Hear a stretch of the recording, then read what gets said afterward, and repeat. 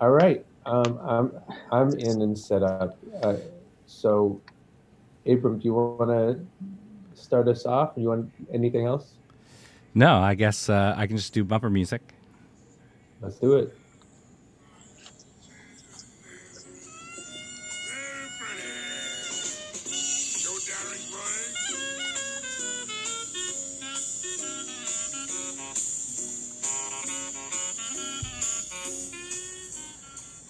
Welcome to The Radical Bureaucrat, a podcast for people who want to change institutions from the inside.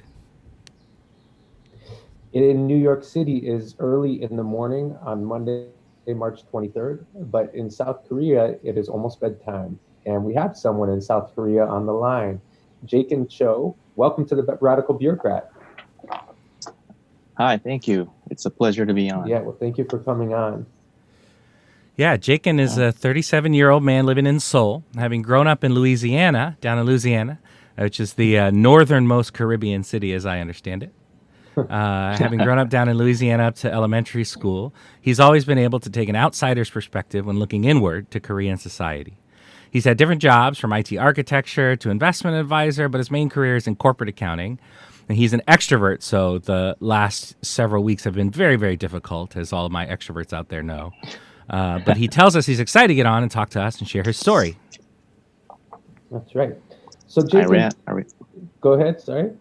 I said I really am. Yeah. Yeah, good. Um, can you give us some context to your situation?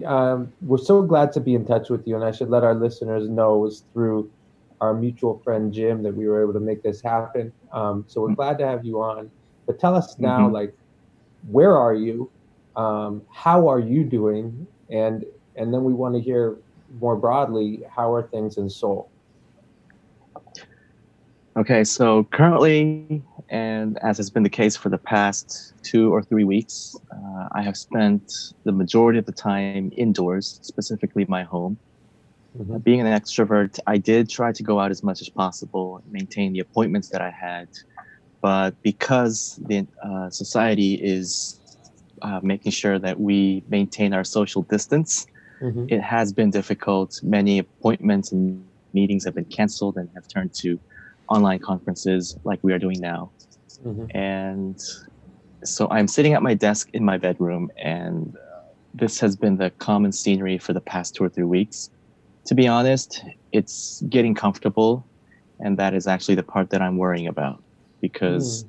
I still love going out, but I don't really like the feeling of being too comfortable at home because I guess we're still at a stage in our lives where we need to feel productive, constructive, and more outgoing, whereas I feel like a retiree for some Mm. reason.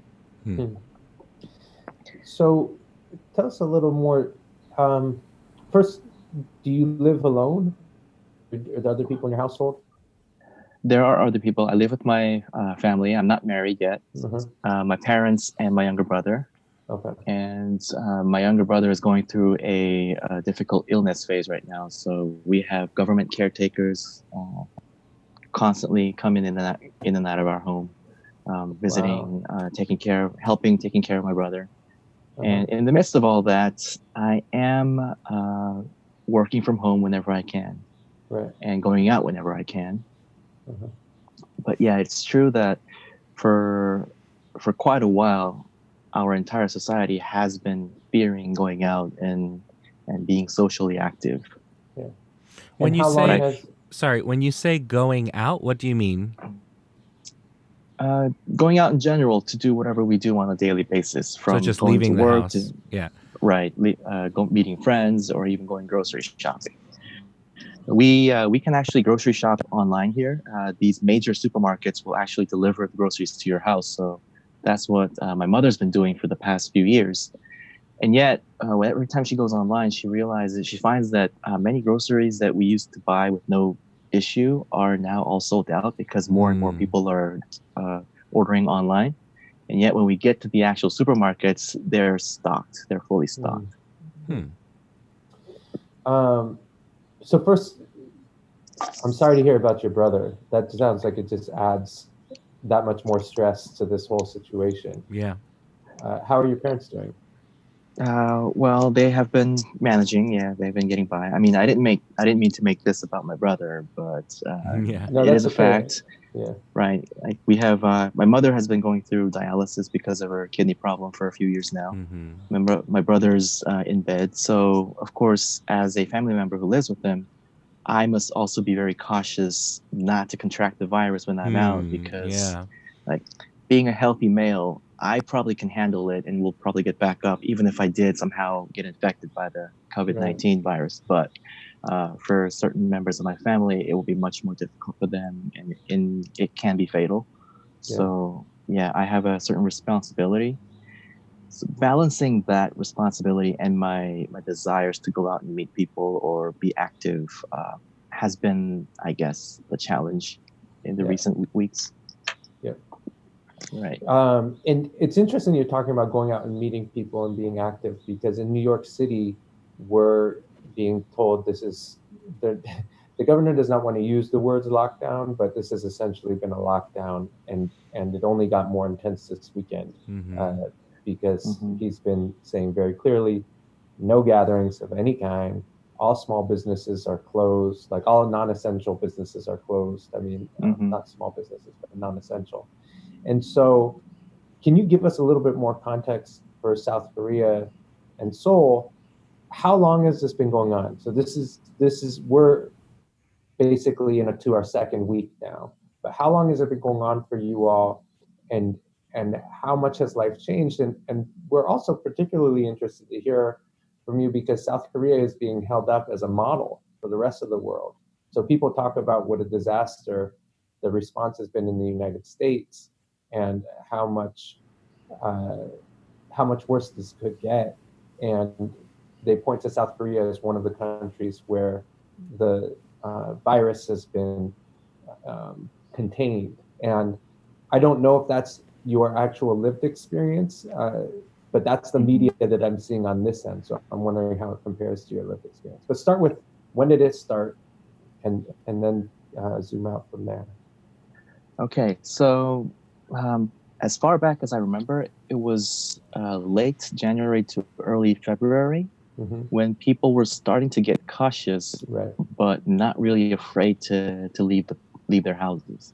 Mm-hmm. And I remember I went on a job interview early February, and the day before the job interview, I received a call from the employers that asking me if I have any fever or am I showing any symptoms of the coronavirus. Mm-hmm. And they gave us a few precautionary actions to take before we go to the interview because we were going to meet in a group. So back then, it was when people were beginning to float the idea of going into lockdown for certain businesses or gatherings, Mm-hmm. but it wasn't that serious.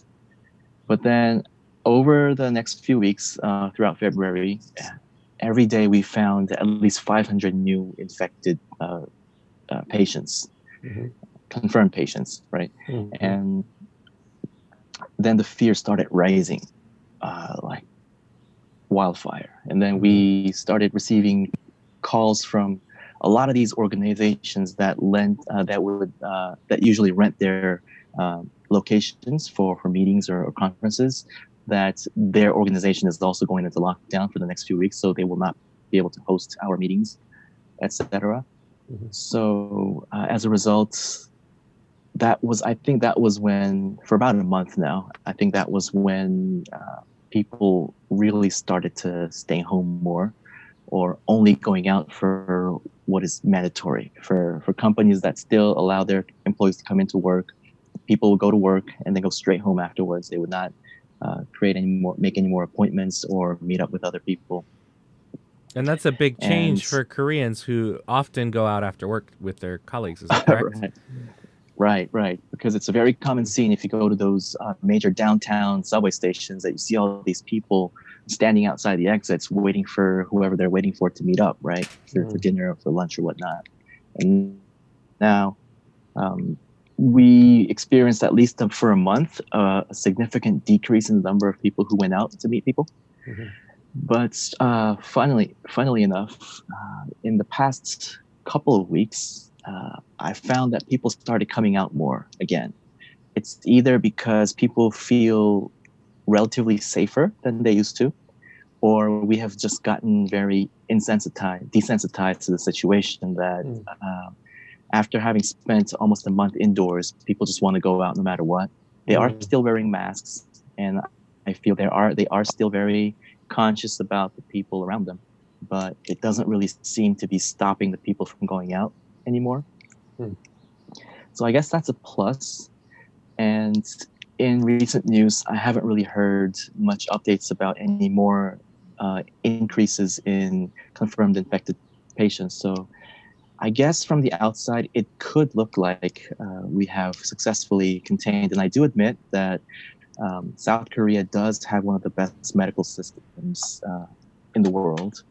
And it's one of the things that we are benefiting from at the moment, and something that I'm also proud of. Because most of the time you go to any hospital or pharmacy, unless it's something severe, you only pay 10% of your total expenditures. So, for instance, once a week we have this nurse come over to our home to check on my brother and do some certain things that the government caretakers can't do on their professional level. We only end up paying them $6 because the rest is covered by insurance, right? So that itself, the system is great and is very effective. Now, the people, domestic people who live here are actually quite torn between whether the country is doing a good job at handling the situation or not, because this is the part that really bothers me.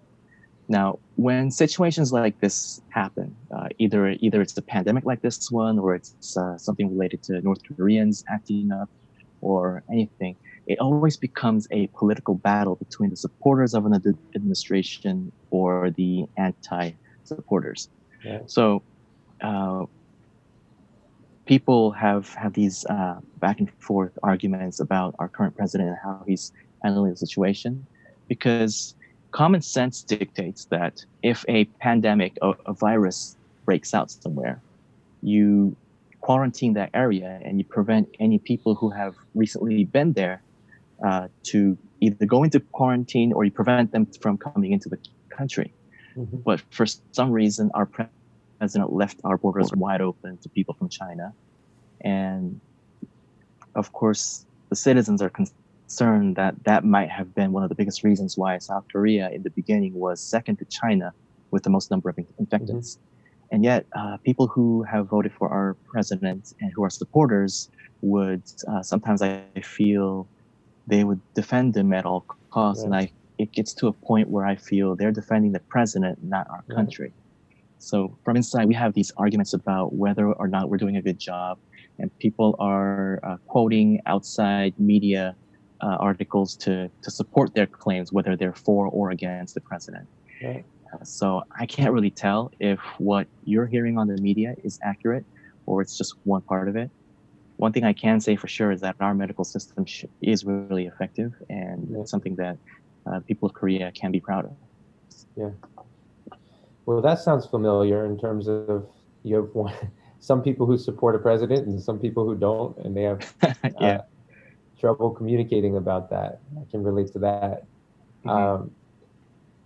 What about, I'd like to believe that South Korea is doing better than we are, and time will tell, because this virus hit in different phases. But if the numbers are an indication, then you are doing better. If the numbers are accurate, that is. And from what you're saying, just the fact that after a month, the tension is lessening, I hope that's a sign that things are becoming safer. But like you said, it may just be that people are tired of staying quarantined. I wonder about aside from government, just the response of the people. Have you seen or experienced just how are people as a community of South Koreans responding to this and interactions with each other? And as someone who is a transplant, like we said, from Louisiana, do you see any difference? Like if you were in Louisiana now versus being in Seoul, how do you feel like people are handling it, or does it seem similar to you? The truth is, I haven't lived in Louisiana for the past 26 years, Sure. so I don't have an idea of how Louisianians might be handling the situation right now. Hmm. But one thing I do know is that we Koreans we tend to be very obedient when it comes to major catastrophes like Hmm. this. And during this time, I think it's because of it. I think it's also a cultural thing.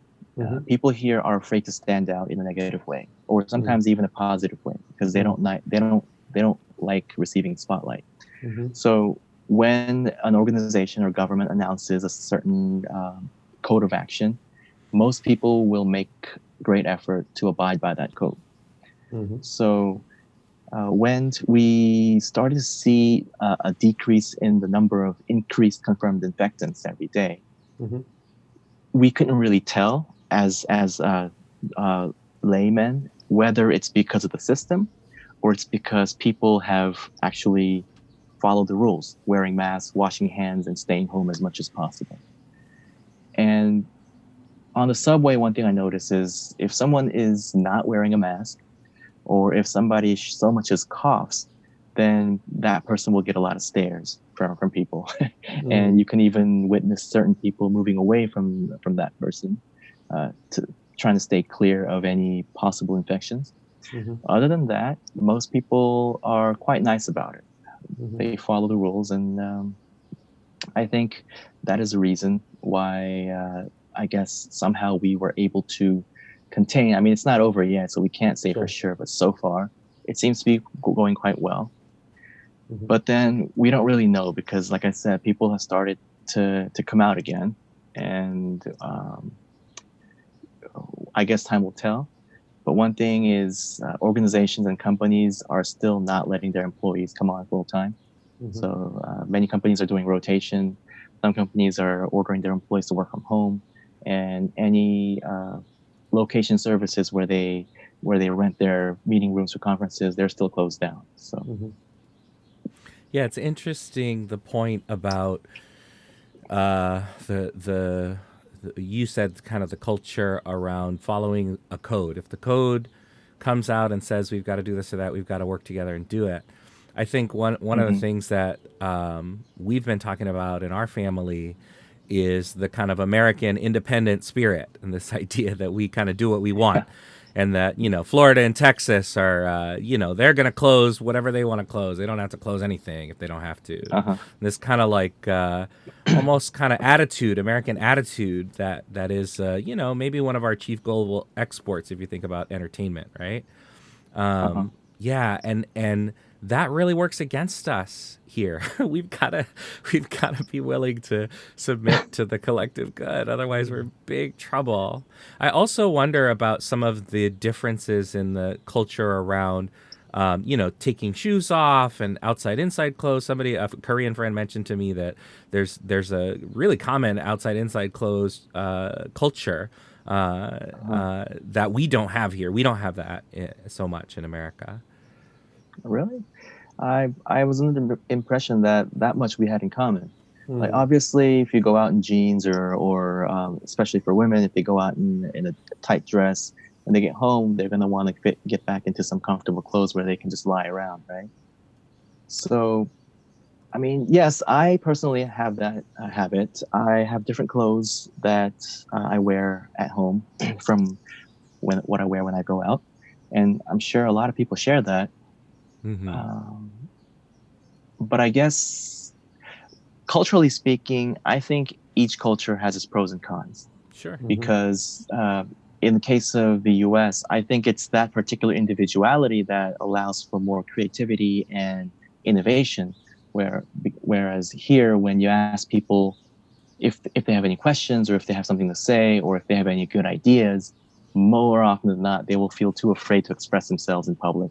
Hmm. So they'll rather shy away from it or slink away from the situation. Hmm. But then I guess, like you said, in situations like this, it would be much easier for organizations or the government to contain a situation if people were more obedient and willing to submit to certain codes Right. rather than Yeah. going and doing their own thing, right? Mm-hmm. Yeah. Have you witnessed any? I'm wondering if you have any kind of positive stories of people helping each other during this time and what that looks like. Hmm. Unfortunately, having not been out much in the past few weeks, I don't know if there were any people on a personal level that I've witnessed that have gone out of their way to help someone else in need. Mhm. But I have heard and read about news where people who are hard at work on the front lines, government workers and private uh, company workers alike, have actually, yeah, sacrificed themselves, not like their lives, but have their sacrificed their own time and energy to help a bigger cause. And I think that is also a result of some of the collectivistic culture that we have here. So Mm. if a person knows that they will be a benefit to society, that is when they will not shy away from the opportunity to shine in the spotlight. Not for the spotlight, but most of these people won't even want the credit afterwards. They'll just say, "Yeah, I just did it because I thought it would help more people, and I'm glad that people are happy about it." Mhm. Mhm. Mhm. Well, bringing it back to you, Jayton, Mhm. you said you're working from your bedroom as when you can. Can you tell us a little bit more about your work life and how it's changed since the virus hit? Yes, like I said, my main career is in corporate finance, Mhm. and actually, I'm currently between jobs. And like I said, I went on a job interview a month back, and because of the situation, these companies are actually postponing the announcements of any new recruits or anything. So I'm still waiting for Mhm. that right now. And meanwhile, as one thing about being in one thing about being a fluent English speaker in Korea is that no matter what, you're never at a shortage of job opportunities. Because worst case scenario, now I don't mean worst case that in that it's a bad thing to do, but you know that teaching English is something you can always fall back on in Korea, and it makes Mhm. decent money here. There's a high demand for English education. So whenever I'm between jobs, I either taught kids English at private institutes called hagwons, or in this case, for the past couple of years, I've been freelancing as a interpreter for uh, forums and conferences. And yes, that has affected my life, Mm. my freelance career a lot Right. because like like you can guess, most forums and conferences and conventions have been postponed and closed, canceled. So the minimal work that I do at home are mostly translation work, where I translate documents and public agendas for these conventions to be used when or if they reconvene. Mm. Got it. So tell us then, in the midst of all this, you've laid out some of the challenges and the ways in which your work life has been constrained. Um, Hmm. what's the one thing that's giving you a sense of calm in the midst of this storm? A sense of calm. Yeah. Well, I think we are quite lucky that something like this happened during an age where you can virtually do anything online, right? Hmm. There are online courses that you can take for free. You can virtually go anywhere using Mm. maps or Google Earth or anything or things like that. And any form of entertainment, whether it's games or movies or a TV series, you can stream them online, streaming services, or you can download them or whatnot. I stay in contact constantly with my close friends, and we have these group chats that are constantly active Mm. from the extracurricular activities that I am a part of. Hmm. And I guess, yeah, it's one idea that does help me feel better is that we're not the only ones going through this. Hmm. It's the entire world. Right. And it's really interesting to see the different instances of people reacting to the situation or countries reacting to the situation. and I have some friends. I have friends pretty much in any region of the world, any part of the world, and I do have a friend in Italy who has told me that they are actually going through some severe situations because Italy has risen fast Right. to become the second largest infected country, right? Yeah. So I'm not saying that just because we're sharing this illness, I'm feeling better, but it's you get a sense of camaraderie, Yeah. even though we're in different parts of the world. We're all doing this Yeah, together. we're all thinking about the same thing. Yeah. It's bringing us unity. Although we do every once in a while hear news about hate crimes or racism because of the situation. But I mean, that's always been prevalent wherever, whichever times we were going through. We were just giving haters. We just gave haters a new reason to hate, to cling to their racism more. We didn't give any new person a new reason to become a racist who already wasn't, right? So Right. that's always been there. But still, if you look on the bright side, we're all trying to get through this together.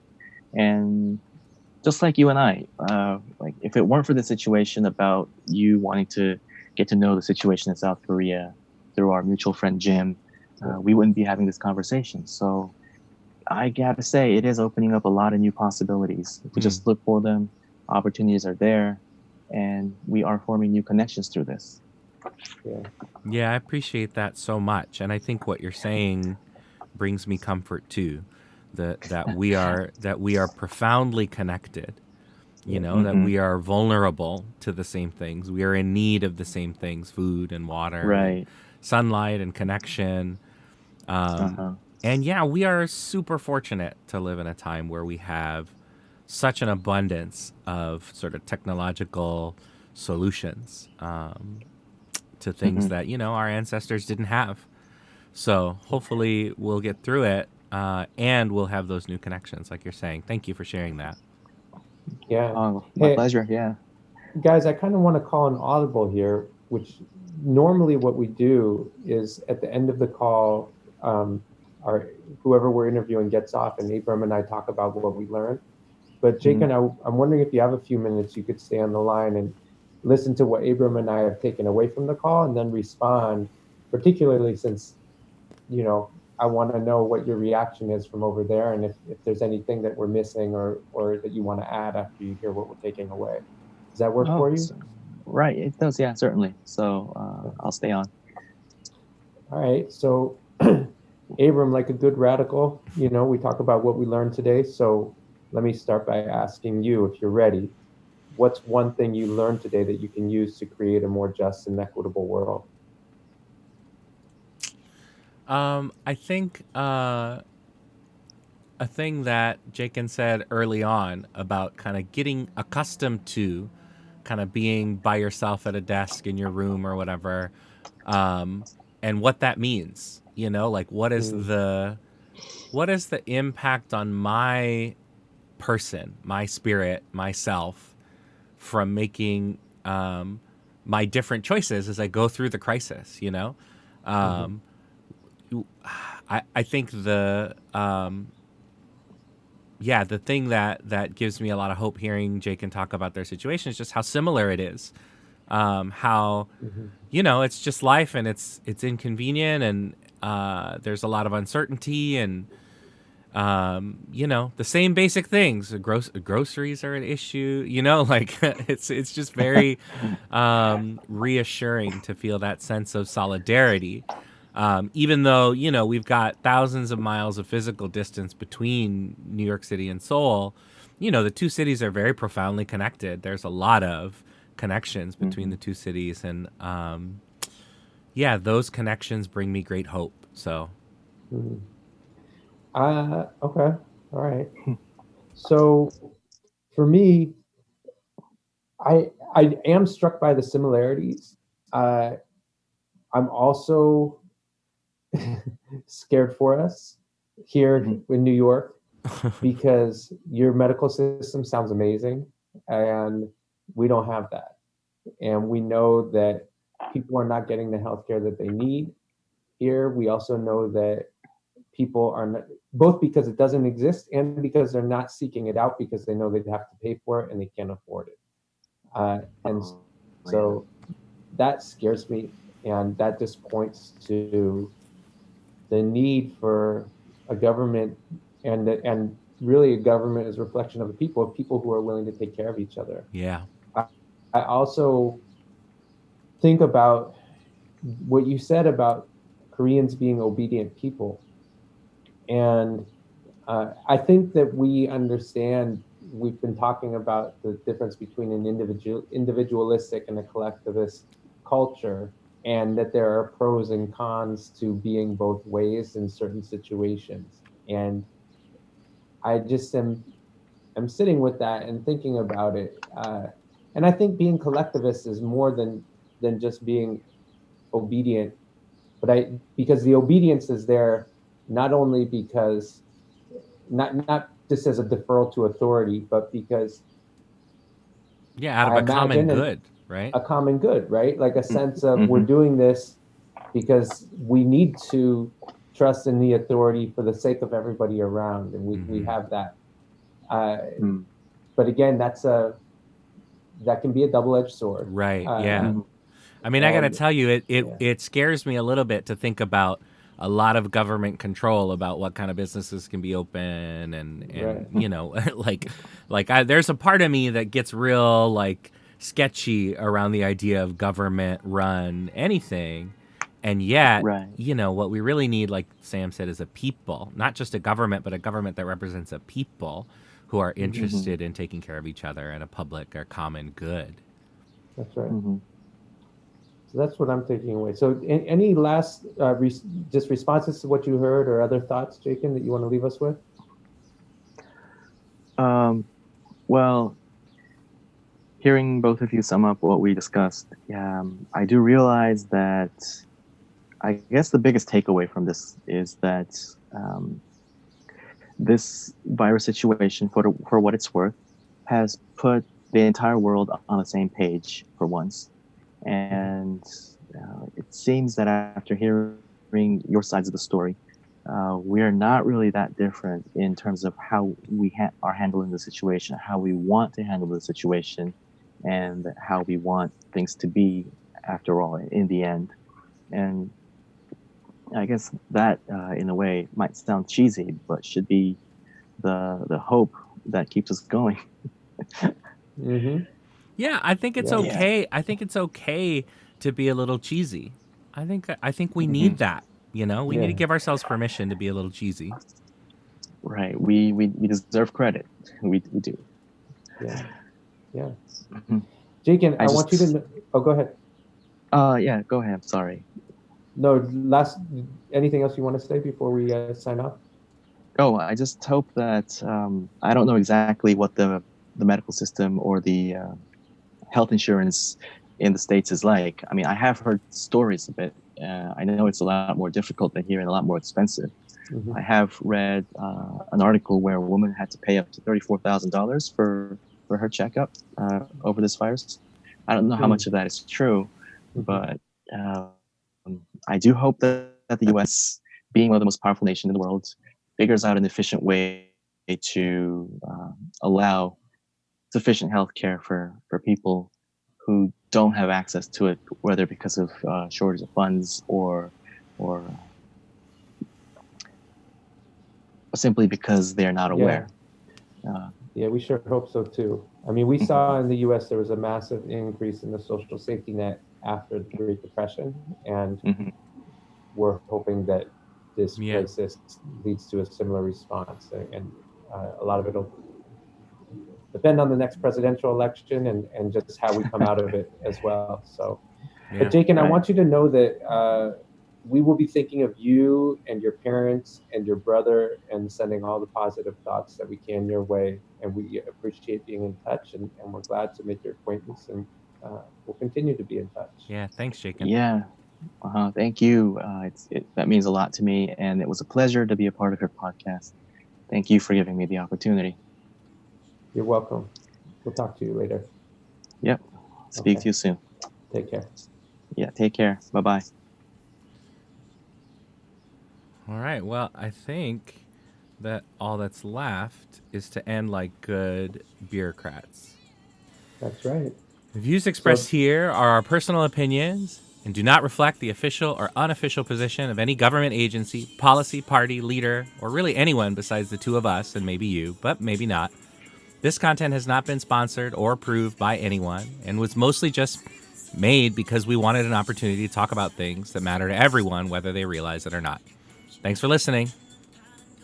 thanks, everybody.